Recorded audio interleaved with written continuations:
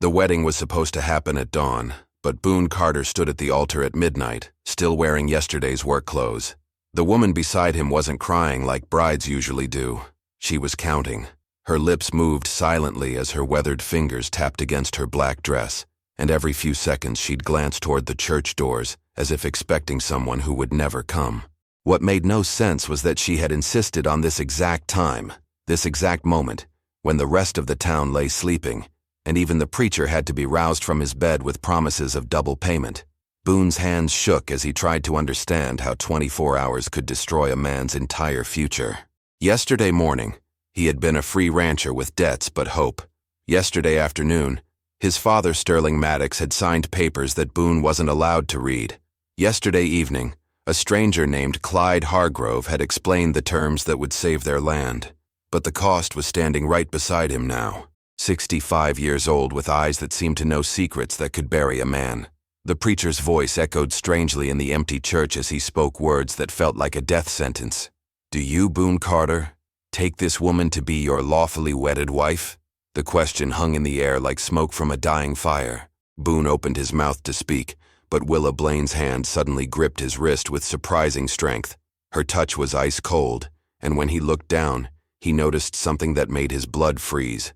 She wore 3 different wedding rings on her left hand, each one more expensive than anything he'd ever seen. But it was her whispered words that truly terrified him. "Say yes, boy, or your father dies before sunrise." The certainty in her voice wasn't a threat. It was a promise. Boone had seen enough death in his 25 years to recognize when someone spoke with the authority of experience. His father was supposed to be at home, sleeping off the whiskey that had become his only companion since the debt started mounting. But as Willa's grip tightened, Boone realized that nothing about this night was what it seemed. The woman he was about to marry had orchestrated something far more complex than a simple business arrangement. "I do," he heard himself say, though the words felt like they belonged to someone else. Willa smiled for the first time since they'd met, and it was the most unsettling thing Boone had ever witnessed. It wasn't the smile of a grateful old woman who had just secured a young husband. It was the smile of someone who had just won a game that no one else even knew they were playing. As the preacher pronounced them husband and wife, she leaned close enough that only Boone could hear her next words. "Now the real work begins, husband. But first, we need to collect something that belongs to me." The way she said "collect" made it sound like she was talking about a debt that had been overdue for far too long. And as they walked down the aisle together, Boone couldn't shake the feeling that he hadn't just gained a wife. He had become a tool in someone else's carefully planned revenge. Willa led him not toward the boarding house where she claimed to live, but toward the cemetery behind the church. Her black dress rustled against the dead grass as she moved with purpose between the weathered headstones. And Boone realized that a woman of 65 shouldn't move with such confidence in complete darkness. She knew exactly where she was going, as if she had walked this path countless times before. When she stopped at a grave marked with a simple wooden cross, she knelt and began digging with her bare hands. "Help me," she commanded, not asking but expecting immediate obedience. Boone knelt beside her, his fingers clawing at the hard earth. "What are we looking for?" "Something your father stole from me 30 years ago." Her voice carried a bitterness that seemed to have aged like fine wine, growing stronger and more potent with each passing year. "Something that belongs to my first husband." The words hit Boone like a physical blow. His father had never mentioned knowing Willa Blaine before yesterday. In fact, Sterling had acted as surprised as anyone when lawyer Clyde Hargrove had presented the marriage arrangement as their only option to save the ranch. But as they dug deeper into the grave, Boone began to understand that his entire life had been built on lies that were finally crumbling. Their fingers struck something hard. Willa's breath caught as they cleared away the remaining dirt to reveal a metal box, small enough to fit in a man's hands but heavy enough to require both of them to lift it from its hiding place. The lock had long since rusted away, and when Willa opened it, the moonlight revealed a collection of papers that looked official and important. Land deeds, from what Boone could see, along with a letter written in faded ink. Willa held the letter close to her face, reading words that seemed to give her strength. "Your father didn't just know my husband, boy. He killed him, made it look like an accident, then forged documents to steal our land. The same land your family has been living on for 3 decades. The accusation hung between them like a loaded gun." Boone wanted to defend his father, to call her a liar. But the papers in her hands looked genuine. More troubling was the way everything suddenly made sense. The guilt that haunted Sterling's drinking, the way he'd never talked about how they'd acquired the ranch, the mysterious debts that had appeared from nowhere to threaten their livelihood. So this marriage, Boone said slowly, it's not about money. Money? Willa laughed, and the sound was sharp enough to cut glass. Boy, I've been planning this wedding since the day I buried my husband in this very grave. You're not my salvation. You're my weapon. She stood and brushed the dirt from her dress, then looked toward the distant lights of town. Now we're going to pay your father a visit. It's time Sterling Maddox learned that some debts can never be escaped, no matter how deep you bury the evidence. As they walked away from the violated grave, Boone realized that sunrise wouldn't bring freedom. It would bring a reckoning that had been 30 years in the making. The house stood dark against the pre-dawn sky, but smoke still rose from the chimney, which meant Sterling was awake. Boone had never seen his father stay up all night unless something was terribly wrong, and as they approached the front porch, he could hear movement inside. Not the restless pacing of a drunk man, but the deliberate sounds of someone preparing for a journey, or preparing for war. Willa didn't knock. She pushed open the door like she owned the place, which Boone was beginning to suspect might actually be true. Sterling stood in the center of the room with a rifle in his hands, not pointed at them but held ready. His face looked 10 years older than it had yesterday morning, and his eyes held the hollow look of a man who had been expecting this moment for 3 decades. "Hello, Sterling," Willa said, her voice carrying the weight of years. "I see you remember me after all." "Willa." Sterling's voice cracked like old leather. "I wondered when you'd come back. Did you really think marrying me to your son would protect you?" She stepped closer, unafraid of the rifle. "Did you think I wouldn't figure out that Clyde Hargrove works for you, not for me? That this whole arrangement was your desperate attempt to keep me from talking?" Boone felt the world shift beneath his feet as the truth crashed over him. His father hadn't been surprised by the marriage proposal. Sterling had orchestrated it, using lawyer Hargrove to make it seem like Willa's idea. But why would his father want him married to a woman seeking revenge, unless Sterling was even more desperate than Boone had realized? "I never meant for it to happen," Sterling said, lowering the rifle. "William Blaine was my partner. We were supposed to share the land, work it together. But he found out about the gold." "Gold." Boone's voice came out as a whisper. Willa's smile was cold enough to freeze blood. "Your father never told you why this ranch is so valuable, did he? It's not the cattle or the grazing land. There's a gold vein running right under the house you've been living in your whole life." The revelation hit Boone like a physical blow. Everything he thought he knew about his family's struggle was a lie. They weren't poor ranchers fighting to survive. They were sitting on a fortune that had been stolen through murder, and his father had been slowly selling pieces of it to maintain their cover while living in constant fear of discovery. "William was going to expose me," Sterling continued, his confession pouring out like water through a broken dam. "He had evidence that I'd been mining without permits, selling gold without declaring it. I didn't mean to kill him, Willa. We fought, he fell, hit his head on a rock. But then I realized nobody else knew about the gold except his wife." "Except his wife," Willa repeated, "who disappeared the night after the funeral, who everyone assumed had died of grief or run away in madness." Sterling's face went white. "You've been watching us all these years." "I've been planning," Willa corrected. "And now it's time to collect what you owe me. With interest." The way she looked at Boone when she said interest made his skin crawl. Willa reached into her dress and pulled out a document that made Sterling's face turn ash gray. "Recognize this, Sterling. It's the original partnership agreement between you and my husband, the one that states William Blaine owned 60% of this land and everything beneath it." Boone stared at the paper, trying to process what this meant for him. If the document was legitimate, then most of what he'd called home his entire life actually belonged to Willa. But more disturbing was the way she kept glancing at him with calculating eyes, as if he was a chess piece she was preparing to move into position. "That paper's worthless," Sterling said, but his voice lacked conviction. 30 years have passed. Statute of limitations. Not for murder," Willa replied smoothly. "And not when the killer has been actively benefiting from his crime all these years. Every ounce of gold you've sold, every improvement you've made to this land, every breath you've taken as a free man has been theft from me." She walked to the fireplace and ran her fingers along the mantel, touching family photographs and mementos like a woman taking inventory. "But I'm not unreasonable, Sterling. I don't want to see you hang. I want something much more valuable than your life. What do you want? Sterling's question came out barely above a whisper. Your son is going to sign over his inheritance to me. All of it. The land, the house, the mining rights, everything. And then he's going to help me extract every ounce of gold from this property while you watch from a jail cell. Boone felt his world collapse completely. I'm not signing anything. This is my home. Willa turned to face him with an expression that was almost pitying. Oh, my dear husband, you still don't understand. You already signed. The marriage contract that lawyer Hargrove prepared wasn't just a wedding document. It was a transfer of property rights. In this territory, a man's assets automatically become his wife's property upon marriage if he signs the appropriate papers. The blood drained from Boone's face as he remembered the documents Hargrove had rushed him through yesterday, claiming they were standard marriage formalities. He had been so focused on saving his father's life that he hadn't read the fine print. Now he realized he had voluntarily handed over everything his family owned to a woman plotting revenge. You can't do this, Sterling said, raising the rifle again. I won't let you destroy my son for my mistakes. Your son? Willa laughed, and the sound was sharp enough to shatter glass.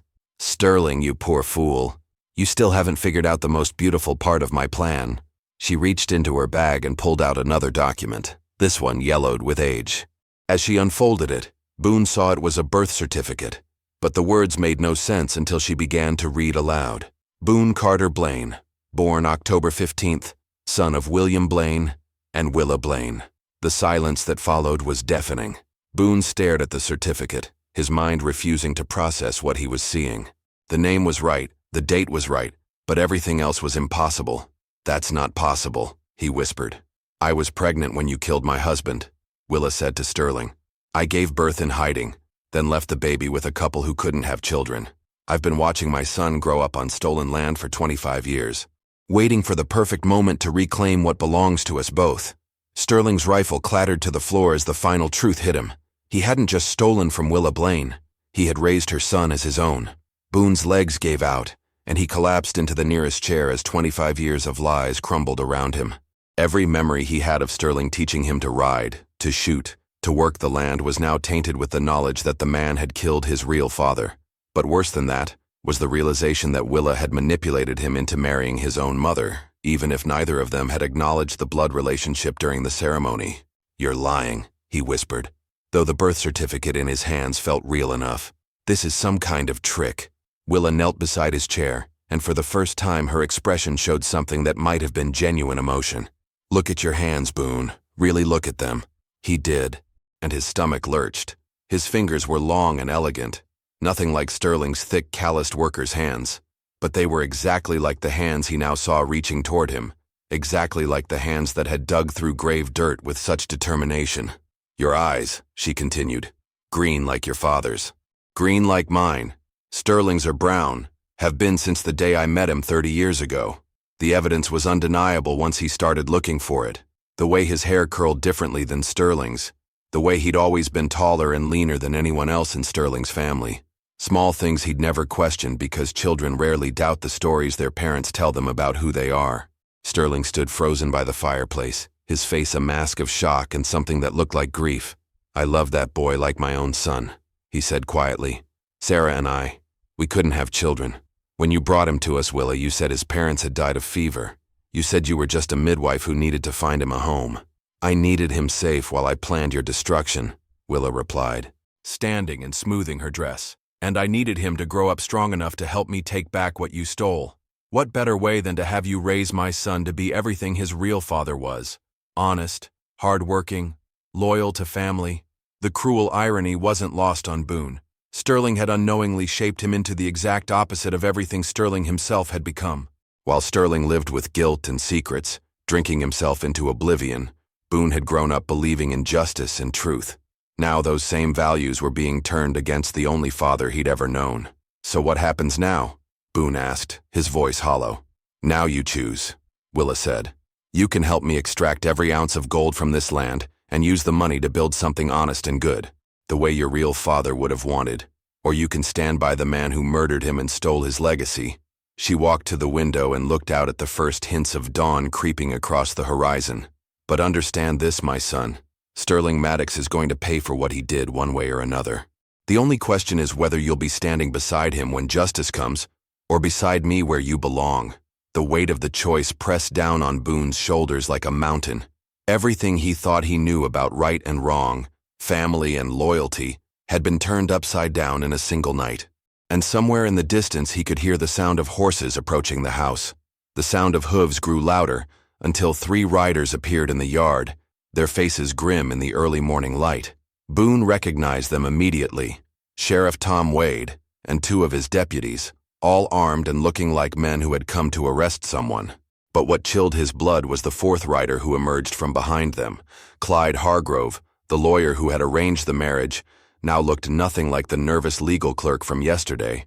His eyes were cold and calculating, and the gun on his hip was worn with the ease of a man who knew how to use it. "Time's up, Willa," Hargrove called out. "The sheriff knows everything." Willa's calm facade cracked for the first time since Boone had met her. She glanced toward the back door, then at the documents still scattered on the table, calculating distances and possibilities like a cornered animal.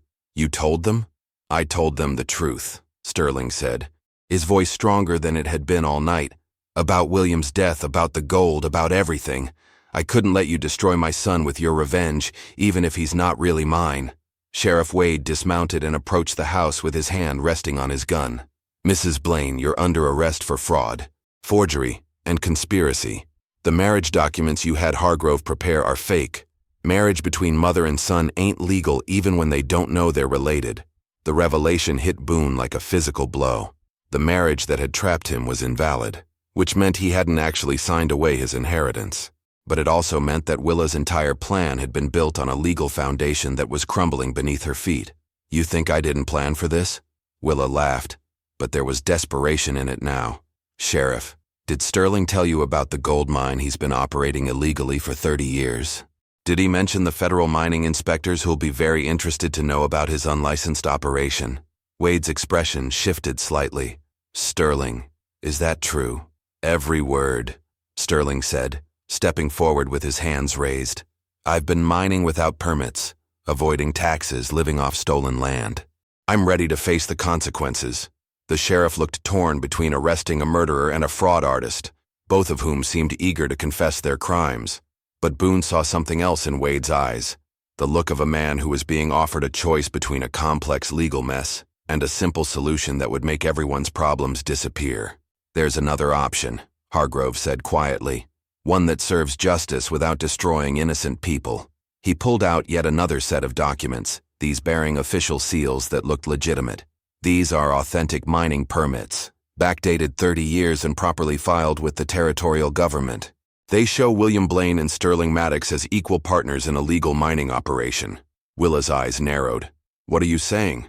"I'm saying that if Mrs. Blaine accepts a 50-50 split of the mining profits and drops all charges against Sterling, the territorial government will recognize both claims as legitimate. No one goes to jail, no one loses their home, and everyone gets what they're legally entitled to." The silence stretched like a taut rope. Boone realized that Hargrove hadn't been working for Sterling or Willa. He'd been working for the territorial government, trying to resolve a 30-year-old land dispute that could set legal precedents for mining rights across the entire region.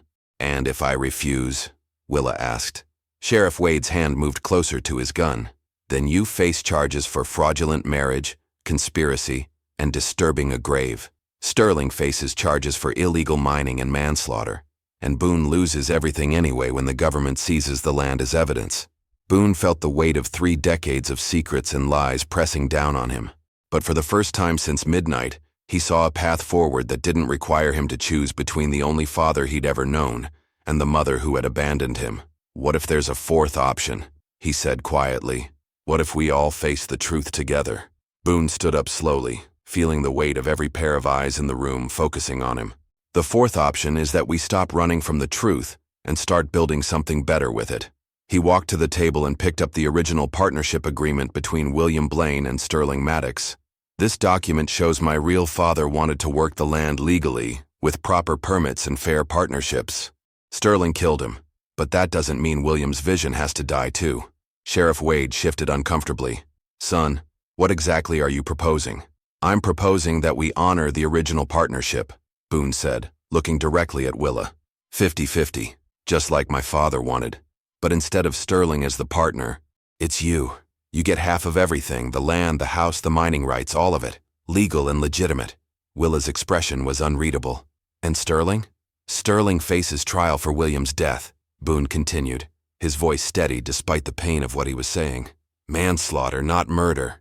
Since it wasn't premeditated, he serves his time, pays his debt to society, and when he gets out, he has a job waiting for him as a hired hand on the ranch he used to own. Sterling's face crumpled, but there was relief in his eyes along with the grief.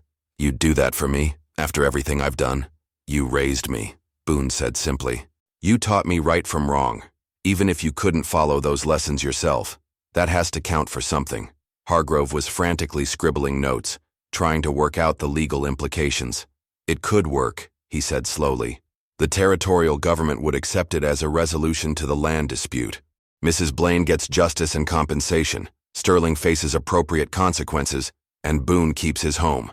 But there's one more condition, Boone said, turning to face Willa completely. No more lies. No more secrets. If we're going to be partners, I need to know everything about my real father. What he was like, what he dreamed of, what kind of man he really was. For the first time since he'd met her, Willa's composure broke entirely. Tears started flowing down her weathered cheeks as 25 years of grief and anger finally found release. He was gentle, she whispered. William was the gentlest man I ever knew. He saw good in everyone, even people who didn't deserve it. He would have loved you so much, Boone. The moment stretched between them, mother and son finally acknowledging each other, without the weight of deception. Then Willa straightened, wiping her eyes and becoming businesslike again. I accept your terms, but I want something else added to the agreement. What? Sheriff Wade asked suspiciously. I want the mine renamed, she said. Not the Maddox Mine or the Blaine Mine. I want it called the William Blaine Memorial Mine. So everyone who works there knows that good men's dreams can survive even when good men don't. Boone felt something tight in his chest finally loosen. I think my father would like that. Sheriff Wade looked around the room at faces that had moved from anger and fear to something approaching peace. Well then, I guess we have ourselves an agreement. Sterling, you're under arrest, but given your cooperation and the unusual circumstances, I'll recommend the judge consider a reduced sentence. As Sterling held out his hands for the handcuffs, he looked at Boone one last time. I'm proud of the man you became, son. Whatever else I did wrong, I got that right. And for the first time in hours, Boone smiled. 6 months later, Boone stood at the entrance to the William Blaine Memorial Mine, watching the morning shift arrive for work. The wooden sign bearing his father's name had weathered beautifully, and every day it reminded him that some legacies are worth fighting for, even when they come with painful truths. Willa emerged from the mine office with ledger books under her arm, her black dress replaced by practical work clothes that made her look 10 years younger. The partnership had transformed both of them in ways neither had expected. She had gained not just justice but purpose, throwing herself into legitimate mining operations with the same intensity she had once devoted to revenge. And Boone had gained something he'd never known he was missing, a connection to his real father through the woman who had loved William Blaine best. Production's up 30% this month, Willa reported, settling beside him on the wooden bench they'd built overlooking the valley. William would be amazed at what we've accomplished. The mine was thriving beyond anything Sterling had achieved during his 30 years of illegal operation. With proper permits, better equipment, and workers who knew their jobs were legitimate, the William Blaine Memorial Mine had become one of the most successful operations in the territory. More importantly, it was honest work that honored the memory of the man whose dreams had been stolen so long ago. Any word from Sterling? Willa asked, though she tried to sound casual about it. Boone smiled at the question she asked every week. Judge gave him 2 years for manslaughter, but he'll be out in 18 months with good behavior. His letters say he's been teaching the other prisoners to read and write. Sterling's trial had been swift and fair, his confession eliminating any need for a lengthy legal battle. The judge had been moved by the unusual circumstances and Sterling's genuine remorse, but justice still required consequences. Sterling was serving his time at a territorial prison 200 miles away, working in their carpentry shop and apparently finding peace in honest labor for the first time in decades. He asks about the mine in every letter, Boone continued. About you too, though he tries to hide it. Willa's expression softened slightly. He was a good father to you, even if he was a terrible man to me. I suppose that's worth something. The sound of horses approaching made them both look up to see Sheriff Wade riding toward them with his weekly visit. In the months since the night that changed everything, Wade had become something of a friend, stopping by to check on their progress and share news from town. "Morning, folks," Wade called out, dismounting near their bench. "Got some news that might interest you. Territorial governor wants to use your mine as a model for other operations. Says your partnership agreement could help resolve a dozen other land disputes across the region." It was gratifying to know that their solution was helping other families avoid the pain that had torn theirs apart. But more than that, it proved that William Blaine's vision of honest cooperative mining could work even in a territory where violence and deception had become standard practice. As Sheriff Wade rode away with copies of their partnership documents, Willa reached over and squeezed Boone's hand. "I spent 30 years planning revenge," she said quietly. "But this feels better than anything I could have destroyed." Boone looked at the thriving mine, the workers heading home to their families, the sign bearing his father's name, and realized that sometimes the best justice comes not from punishment, but from building something good on the ashes of something terrible. The sun set behind the mountains, painting the sky the color of gold, and for the first time in his life, Boone Carter Blaine felt completely at home. If you enjoyed this story, click the video on your screen now to watch another unforgettable tale of the Old West, where courage and destiny collide in ways you never expected. Don't forget to subscribe and consider a super chat to help us keep bringing you more stories like these. Your support means everything to us.